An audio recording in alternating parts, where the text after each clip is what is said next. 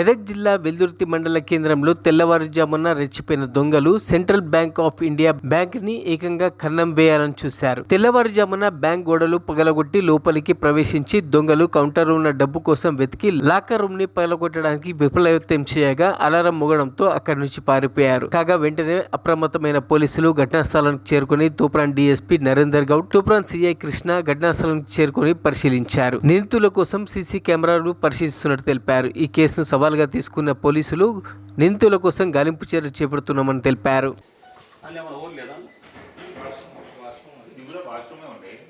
అంటే ఈ డోర్ బలగొట్టి బయటకు వచ్చారు.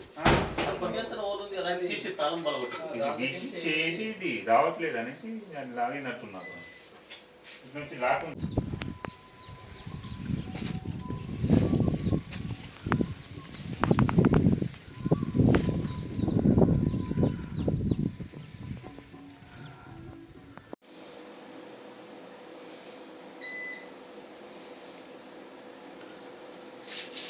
నన్ను ట్రై చేశాడు కానీ నేను రాదా ట్రై చేసిరా ఇది లాక్స్ ఉండదు మీకు. ఎందుకంటే వాష్రూమ్ ఉండే అది కానీ వేసి తీసేసి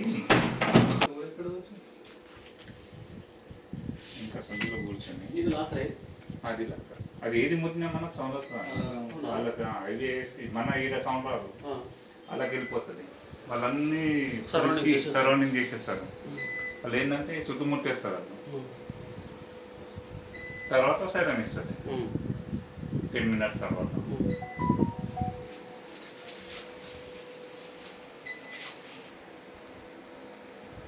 బాగానే వెయిటింగ్ కన్నా